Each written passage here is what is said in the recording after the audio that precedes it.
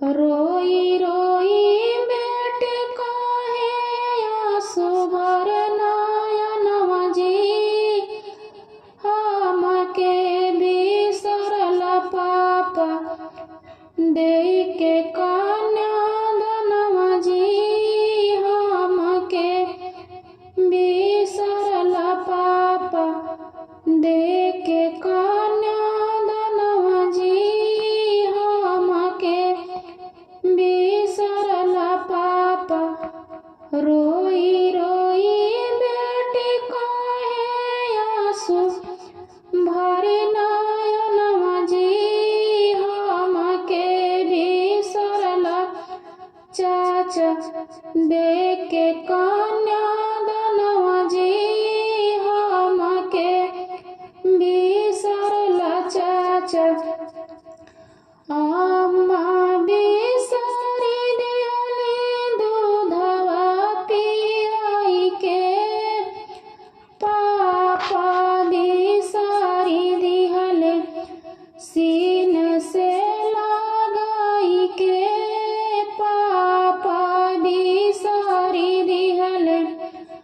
अम्मा बिसरी दिहली दूधवा पियाई के, पापा बिसरी दिहले सीने से लगाई के, पापा बिसरी दिहले।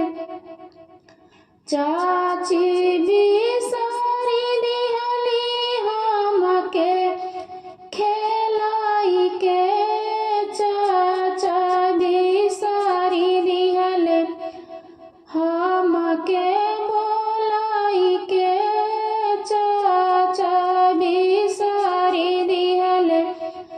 चाची बिसरी दिहली हमके खेलाई के, चाचा बिसरी दिहले हमके बोलाई के, चाचा बिसरी दिहले। भैया बिसरी दिहले राखी बनवाई के, भाभी बिसरी दिहली हमके हंसाई के, भाभी बिसरी दिहले। भैया बिसरी दिहले राखी बांध